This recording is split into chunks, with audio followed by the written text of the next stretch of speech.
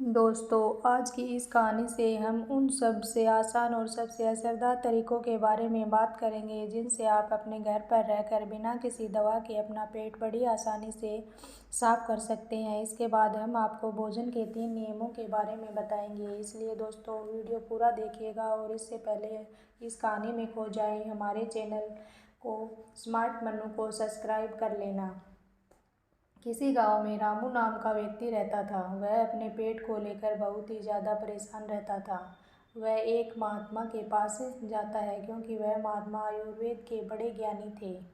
रामू महात्मा से प्रणाम करता है और कहता है, मैं अपने पेट को लेकर बहुत ज़्यादा परेशान हूँ। मेरे पेट में दिन प्रतिदिन समस्याएं उत्पन्न होती जा रही हैं। मेरा अच्छे से पेट साफ नहीं हो पाता।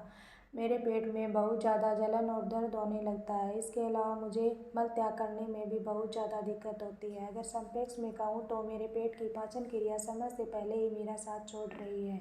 हे मुनिवर, कृपया आप मुझे कोई ऐसा समाधान बताइए जिससे मैं अपना पेट आसानी से साफ कर सकूं और पेट की इन समस्याओं से हमेशा हमेशा के लिए निजात पा सकूं। पहले तो उस महात्मा ने रामू की सभी बातों को ध्यानपूर्वक सुना और फिर कहा, हमारे आयुर्वेद के सिद्धांत के अनुसार जितना समय आपको पेशाब यानी कि टॉयलेट करने में लगता है, उतना ही समय पेट साफ करने में लगना चाहिए, तभी आप स्वस्थ हैं। लेकिन बहुत सारे लोग टॉयलेट में बहुत देर तक बैठे रहते हैं, मोबाइल चलाते रहते हैं, न्यूज़पेपर पढ़ते रहते हैं, लेकिन उसके बावजूद भी उनका पेट साफ ठीक से नहीं हो पाता और इसी कारण से उनके मन का संतुलन पूरे दिन बिगड़ा रहता है। बेचैनी, घबराहट, किसी काम में मन न लगना, ये सब ठीक से पेट साफ न होने की वजह से ही होता है। जब भी आप अपने किसी बीमारी का इलाज करवाते हैं तो आयुर्वेदिक पद्धति के अनुसार सबसे पहले आपके पेट की सफाई की जाती है। यह अपने आप में पूरा इलाज नहीं है, लेकिन यह शरीर के सुधार के लिए बुनियादी वातावरण पैदा करता है। कोई भी दवा तभी ठीक प्रकार से काम करेगी जब आपका पेट साफ होगा, वरना तो आप कितनी भी दवाइयाँ लें, कितना भी इलाज करवाएं, कोई फर्क नहीं पड़ने वाला। शरीर हमें संकेत भेजता रहता है कि हमारा पेट साफ नहीं हो पा रहा, जैसे पसीने में दुर्गंध या मुंह से दुर्गंध। अगर वहाँ से दुर्गंध आ रही है तो हमें समझ जाना चाहिए कि हमारा पेट ठीक से साफ नहीं हो पा रहा है और हमें इसका इलाज ढूंढना होगा। ठीक से नींद न आना, मानसिक समस्याएं, ये सारी चीज़ें पेट साफ न होने के कारण ही पैदा होती हैं। फिर रामू ने कहा कि महात्मन, हमें अपना पेट साफ कैसे करना है। महात्मन ने कहा, आज मैं आपको पेट साफ करने के लिए कुछ प्रभावी आयुर्वेदिक जड़ी बूटियों और के तरीके के बारे में बताऊंगा। ये जड़ी बूटियाँ आपको कब्ज से ही छुटकारा दिलाने में मदद करेंगी। महात्मा की इन बातों को सुनकर रामू बहुत ज़्यादा उत्साहित हो जाता है और कहता है, महात्मन, कृपया आप मुझे उन सभी तरीकों के बारे में जानकारी दो जिससे मैं अपना पेट हमेशा के लिए स्वस्थ और साफ रख सकूं। इसके बाद महात्मा पहला तरीका बताते हुए कहते हैं, सबसे पहले हमें यह समझना चाहिए कि आज के समय में हमारी दिनचर्या और हमारा खान पान पूरी तरह से बदल चुका है और उसी बदलाव की वजह से हमारे शरीर में नाना प्रकार की बीमारियां पैदा होती हैं और हमारा पेट ठीक से साफ नहीं हो पाता। उदाहरण के लिए आज के समय में ज़्यादातर लोग फ्रिज का पानी पीते हैं जो कि बहुत ठंडा होता है और जितना ठंडा पानी आप पिएंगे आपके पेट में जमा गंदगी उतनी ही सख्त होती जाएगी और इसी कारण से कब्ज जैसी बीमारियां पैदा होती हैं। अगर पानी को गर्म करके गुनगुना करके पिया जाए तो पेट की गंदगी बड़ी आसानी से बाहर आ जाएगी। सुबह उठते ही 2 गिलास गुनगुना पानी आराम से घूट घूट करके पिएं।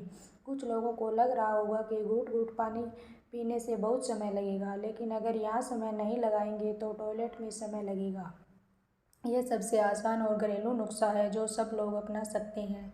बस संयम और नियम की ज़रूरत होती है। देखिए, ठीक तरह से पानी पीना आपकी बहुत सारी बीमारियों को ख़त्म कर सकता है। जितना हो सके दिन में ज़्यादा से ज़्यादा पानी पिएं, लेकिन याद रहे, ठंडा पानी पीने की बजाय गर्म करके एक गुनगुना पानी पिएं। आजकल बाज़ार में ऐसी बोतलें भी आती हैं जिनसे आप जैसा पानी डालोगे पानी वैसा ही रहेगा, तो आप ऐसी बोतल ले सकते हैं और पानी को गर्म करके गुनगुना करके पी सकते हैं। जब भी आपको ज़रूरत महसूस हो आप दिन में उस पानी को पी सकते हैं। लेकिन पानी के संबंध में एक बात ज़रूर याद रखना कि खाना खाते ही पानी नहीं पीना है, इससे आपकी पाचन क्रिया बाधित होती है। हमारे पेट में जठराग्नि जो होती है वो खाने को बचाने का काम करती है। जब हम खाना खाने के बाद झट से पानी पी लेते हैं तो जठराग्नि शांत हो जाती है और हमारा खाना ठीक से पच नहीं पाता।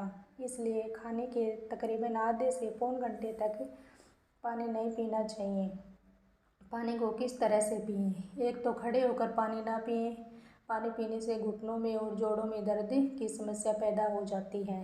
पानी को बैठकर घूट घूट कर पिएं, वही पानी सबसे ज़्यादा लाभकारी होता है। इसके बाद महात्मा ने रामू को दूसरा तरीका बताते हुए कहा कि खाना खाने के बीच में कम से कम 5 घंटे का अंतर होना चाहिए, जिससे कि खाना आपने खाया है वो ठीक से हजम हो सके, उसका पाचन ठीक से हो सके।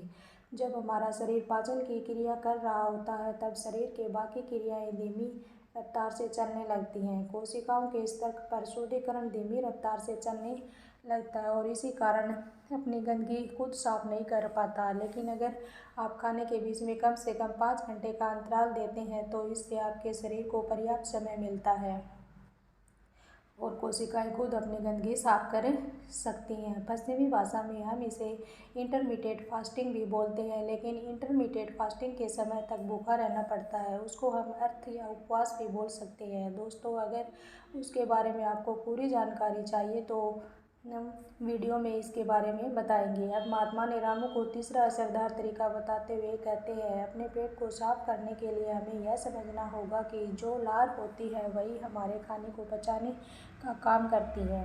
जितनी ज़्यादा मात्रा में लार पैदा होगी उतनी ही आसानी से खाना पक जाएगा। कुछ लोगों का मुंह हमेशा सूखा सूखा रहता है, उसमें लार पैदा ही नहीं होती, इसलिए उनका खाना ठीक से हजम नहीं हो पाता। इसके लिए ज़रूरी है कि हमारा शरीर सही मात्रा में लार पैदा करे। इसके लिए हमें ज़्यादा से ज़्यादा सलाद खाना चाहिए। सलाद खाने से लाभ पैदा होता है, फाइबर होते हैं जिससे हमारा खाना आसानी से हजम हो जाता है। इसके अलावा खाना खाने के बाद कुछ मीठा खाया जा सकता है। जिन लोगों को शुगर या डायबिटीज़ नहीं है वे आसानी से मीठा खा सकते हैं और वो मीठा खाने के कारण उनके शरीर में लार पैदा होने लगती है, जिससे कि पाचन क्रिया आसान हो जाती है। अगर आप सलाद को खाना खाने से पहले खाते हैं तो वह ज़्यादा लाभकारी होता है। इससे आपकी भूख बढ़ती है और आपके शरीर में लार पैदा होना शुरू हो जाती है। इसके बाद महात्मा ने रामू को चौथे तरीके में अपनी आहार नली को साफ रखने के बारे में बताया। उसको हम कैसे साफ रख सकते हैं? देखिए, आहार नली से ही खाना हमारे पेट में जाता है। अगर आहार नली ठीक से साफ नहीं होगी तो हमारे खाने के साथ ऐसे कीटाणु हमारे पेट में पहुंचेंगे जो हमारे शरीर को नाना प्रकार के नुकसान पहुंचाएंगे। इसलिए ज़रूरी हो जाता है कि जो आहार नली में है उसमें जो कीटाणु हैं उनकी ठीक से सफाई हो जाए और उसके लिए सबसे ज़्यादा लाभकारी है नीम। एक ऐसा दिव्य पेड़ है जो भारत में बड़ी मात्रा में उपलब्ध हो जाता है, हर जगह मिल जाता है। नीम की पत्तियों को हल्दी में पीस कर एक छोटी सी गुठली बना ली जाती है और कुछ दिनों तक सुबह उठकर उस गोली को पानी के साथ सीधा गटक लिया जाता है। आपकी आहार नली पूरी तरह से साफ हो जाएगी। हमेशा नहीं करना है, यह सिर्फ रात 7 दिनों तक करना है। 7 दिनों में आधी आहार नली पूरी तरह से साफ हो जाएगी। हर 3 महीने में इसे दोहराते रहें, जिससे आपकी आहार नली पूरी तरह साफ होती रहे और पेट में ऐसे कीटाणु भी ना पहुंच पाएँ जो पाचन क्रिया को बाधित करते हैं। महात्मा ने पांचवा और आखिरी तरीका बताते हुए कहा कि रामू, यह तरीका उन लोगों के लिए है जिन्हें ज़्यादातर समय कब्ज की समस्या रहती है। जिन लोगों को लंबे समय से कब्ज की समस्या है वो अरंडी के तेल का इस्तेमाल करें। रात में सोने से पहले 1 गिलास दूध के अंदर आधा चम्मच गुनगुना अरंडी का तेल मिलाकर पिएं। 1 हफ्ता पीने के बाद पुरानी से पुरानी कब्ज भी ठीक हो जाती है।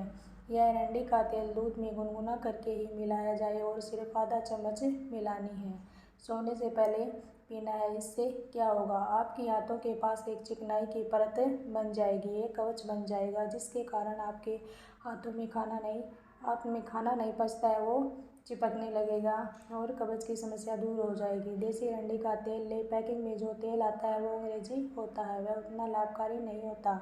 किसी भी पंसारी से खुले पीपे में से तेल लें। एक तो वो सस्ता भी होगा और दूसरा वह लाभकारी भी ज़्यादा होगा। इसके अलावा सोने से पहले इसका सेवन किया जा सकता है। रीठा, बहेड़ा और आंवला, ये 3 ऐसे जादुई फल हैं जिनसे मिलकर तिलकुला बनता है। इन तीनों की अलग अलग खूबियाँ हैं, लेकिन अगर ये तीनों एक साथ मिला दिए जाएं तो इनकी दिव्यता, इनके गुण और भी ज़्यादा बढ़ जाते हैं। रात को सोने से पहले गुनगुने पानी के साथ आधा चम्मच त्रिफला का सेवन किया जाए। शरीर की सारी गंदगी बड़ी आसानी से साफ हो जाएगी। कोई प्रयास नहीं करना पड़ेगा, कोई जोर ज़बरदस्ती करने की आवश्यकता ही नहीं रहेगी। कुछ आसान घरेलू उपाय थे जिनसे आपको अपनाकर शरीर को स्वस्थ बनाए रख सकते हैं। अपने पेट की ठीक से सफाई कर सकता है। पेट साफ करने के बाद महात्मा ने रामू से कहा, अब मैं आपको भोजन के उन 3 नियमों के बारे में बताने जा रहा हूँ जिससे अपनाने पर पेट से संबंधित कोई भी बीमारी नहीं होगी, क्योंकि पेट में होने वाली बीमारियाँ हमारे खान पान पर निर्भर करती हैं। महात्मा ने पहला नियम बताते हुए शुरू किया, अपने आहार में 40 से 50 पर भोजन शामिल करें, चाहे वह फल हो, हरी सब्जियां हों, सूखे मेवे हों या अंकुरित अनाज हों। कुल मिलाकर इसे पकाया जाना चाहिए। ज़्यादातर लोग मृत भोजन खाते हैं और फिर स्वस्थ रहने की उम्मीद करते हैं। मृत भोजन खाने से मतलब है कि हम किसी मृत चीज़ से जीवन निकाल रहे हैं, इसलिए इसमें कुछ लगेगा। हमारे शरीर में ऊर्जा निकलती है, यह हमें ऊर्जा देती है। भोजन को पचाने के लिए आवश्यक सभी पाचक रस न केवल शरीर में पाए जाते हैं बल्कि उस भोजन में पाए जाते हैं, लेकिन जब हम उस भोजन को पकाते हैं तो उसमें बहुत सारे पाचक रस नष्ट हो जाते हैं, और जब हम बिना किसी पाचक रसों के खाना खाते हैं तो हमारे शरीर में उन सभी पर दोबारा पाचन नहीं पड़ पाता। लेकिन किसी व्यक्ति का पाचन तंत्र कितना भी अच्छा क्यों न हो, वह उन सभी पाचक रसों को दोबारा नहीं बना सकता जो नष्ट हो गए हैं। रामू ने पूछा, महात्मा दूसरा नियम क्या है? महात्मा ने कहा, दूसरा नियम शुद्ध शाकाहारी भोजन खाएं, यानी कि जो भोजन पेड़ों से मिलता है, जानवरों से नहीं। मांस, मछली, अंडा ना खाएं। प्रकृति ने हमारे शरीर को जानवरों को खाने के लिए नहीं बनाया है। महात्मा ने तीसरे नियम बताए कि बासी भोजन या लंबे समय तक रखा हुआ भोजन नहीं करना चाहिए। 70वें अध्याय के 10वें श्लोक में भगवान श्री कृष्ण कहते हैं कि भोजन पकाया जाता है, उसे पकाने के 3 घंटे के भीतर ही खा लेना चाहिए, क्योंकि 3 घंटे के बाद वह भोजन तामसिक हो जाता है और उसमें से जीवन समाप्त होने लगता है। इसलिए भारतीय यौगिक संस्कृति में पका हुआ भोजन किया जाता है। 3 घंटे से ज़्यादा रखा तो खाया नहीं। हमारे पूर्वजों ने भी इसी नियम का पालन किया था, इसीलिए खाना सीधे चूल्हे से उनकी थाली में आ जाता था। लेकिन आजकल ज़्यादातर लोग सुबह का खाना शाम को खाते हैं और रात का बचा हुआ खाना सुबह खाते हैं और कई बीमारियों का निमंत्रण देते हैं। महात्मा ने रामू के 3 नियम बताने के बाद अपने ध्यान में केंद्रित लग गए। रामू ने महात्मा को प्रणाम किया और वहाँ से चला गया। तो दोस्तों, यदि आप सभी इन 3 नियमों का पालन करेंगे तो तुम्हारी बीमारी ठीक हो जाएगी।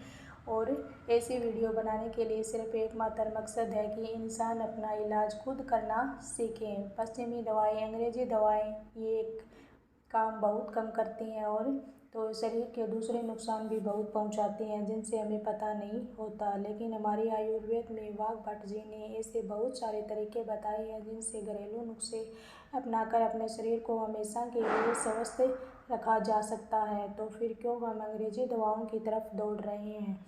हमें अपनी सभ्यता, अपनी संस्कृति और अपने ज्ञान पर भरोसा करना चाहिए, उसे अपनाना चाहिए, उसके बारे में पूरी जानकारी लेनी चाहिए। हर घर में जिस तरह से धार्मिक पुस्तकें होती हैं, उसी तरह से अष्टांग हृदयम जैसी किताबें भी होनी चाहिए जिनका रोज अध्ययन करना चाहिए, जिससे शरीर के बारे में सारी जानकारियाँ उपलब्ध होती हैं। पहले यह किताब संस्कृत में थी, लेकिन अब इसका हिंदी अनुवाद भी आ चुका है, तो समझने में कोई ज़्यादा समस्या नहीं होगी। दोस्तों, कैसी लगी ये वीडियो हमें आपको कमेंट करके ज़रूर बताएं और हमारे चैनल स्मार्ट मनु को ज़रूर सब्सक्राइब करें।